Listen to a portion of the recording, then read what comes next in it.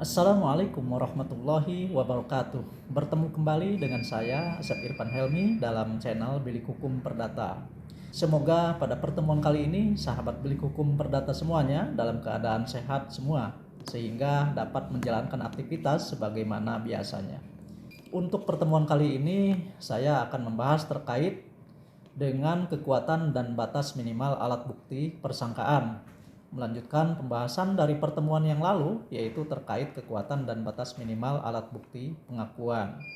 Inti utama dalam pembahasan ini tentunya tidak lepas dari patokan utama untuk menentukan batas minimal dan kekuatan alat bukti, yaitu harus didasarkan pada faktor kualitas alat bukti. Alat bukti yang berkualitas yaitu alat bukti yang sudah memenuhi syarat formil, syarat material, kemudian telah memenuhi batas minimal pembuktian. Untuk itu, agar kita semua memahami terkait alat bukti persangkaan, maka perlu bagi kita semua untuk memahami batas minimal dan kekuatan alat bukti persangkaan. Nah, untuk itu, mari kita bahas bersama tentang kekuatan dan batas minimal alat bukti persangkaan. Namun sebelumnya, untuk para sahabat yang baru bergabung dengan channel saya, jangan lupa untuk like, subscribe, dan komennya. Assalamualaikum warahmatullahi wabarakatuh. Sahabat Bilik Hukum Perdata semuanya, bahwa persangkaan adalah kesimpulan yang oleh undang-undang atau oleh hakim ditarik dari suatu peristiwa yang diketahui umum ke arah sesuatu peristiwa yang tidak diketahui umum. Oleh karenanya, pada pertemuan yang lalu, saya sudah mengenalkan dua macam alat bukti persangkaan. Yang pertama yaitu persangkaan undang-undang. Persangkaan undang-undang adalah kesimpulan yang oleh undang-undang ditarik dari suatu peristiwa yang diketahui umum ke arah suatu peristiwa yang tidak diketahui umum. Hal itu didasarkan pada ketentuan khusus dari undang-undang yang berkenaan atau berhubungan dengan perbuatan tertentu atau peristiwa tertentu. Contohnya yaitu terkait perwalian. Biasanya pada saat peralihan hak milik anak yang masih di bawah umur dan masih di bawah kekuasaan salah satu orang tuanya oleh orang tuanya yang masih hidup.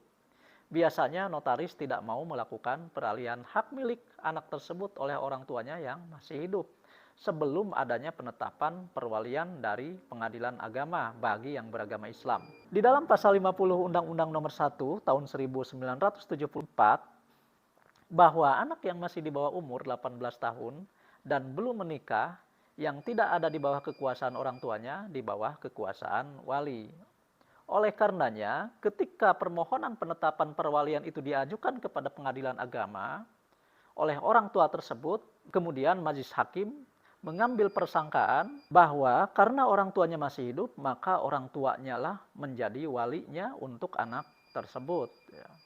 Padahal sebenarnya di dalam undang-undang tidak perlu lagi untuk menunjuk wali karena orang tuanya masih hidup. Namun karena ini diminta oleh notaris, tentunya notaris juga sudah tahu. Namun notaris menghendaki agar yang memohon peralihan hak itu betul-betul orang tuanya, maka notaris meminta kepada yang memohon peralihan hak tersebut untuk mengajukan penetapan kepada pengadilan agar notaris merasa yakin bahwa yang mengajukan peralihan hak milik anak tersebut adalah betul-betul orang tuanya. Oleh karenanya, berdasarkan pasal tersebut, hakim mengambil persangkaan bahwa yang menjadi wali daripada anak tersebut adalah orang tuanya. Kemudian yang kedua, yaitu persangkaan hakim, yaitu kesimpulan yang oleh hakim ditarik dari suatu peristiwa yang diketahui umum ke arah suatu peristiwa yang tidak diketahui umum. Dengan cara hakim dari peristiwa umum mengarahkan kepada fakta atau kenyataan atau fakta yang telah terbukti dalam persidangan. Contohnya yaitu dalam persidangan hakim menemukan fakta-fakta keingkaran pada tergugat pada saat menghadiri sidang. Persidangan dilakukan sebanyak 13 kali, namun tergugat 2 menghadiri sidang hanya 1 kali, yaitu sidang pertama. Sedangkan sidang yang kedua sampai dengan sidang yang ke-12 tergugat 2 tidak pernah hadir di persidangan. Oleh karenanya, berdasarkan fakta yang telah terbukti itu, hakim menarik persangkaan. Tidak menghadiri sidang tanpa alasan yang sah dianggap sebagai pengakuan atas dalil gugatan penggugat. dan sekaligus juga menguatkan persangkaan atas kebenaran tentang keingkaran para tergugat menyerahkan objek barang terperkara. Kemudian, dalam kasus perceraian, seorang suami digugat oleh istrinya karena sering terjadi pertengkaran.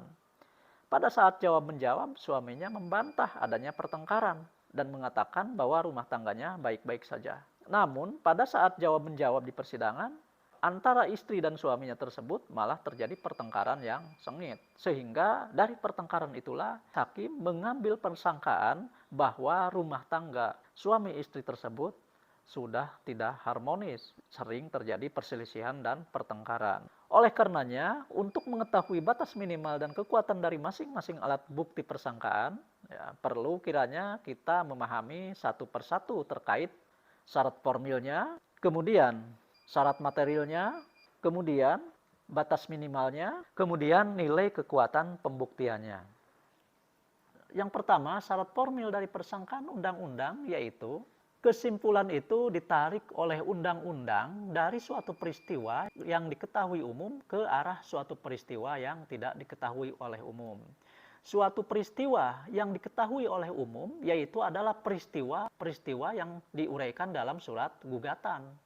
Sedangkan peristiwa yang tidak diketahui umum adalah terkait penyelesaiannya, terkait dengan hukumnya.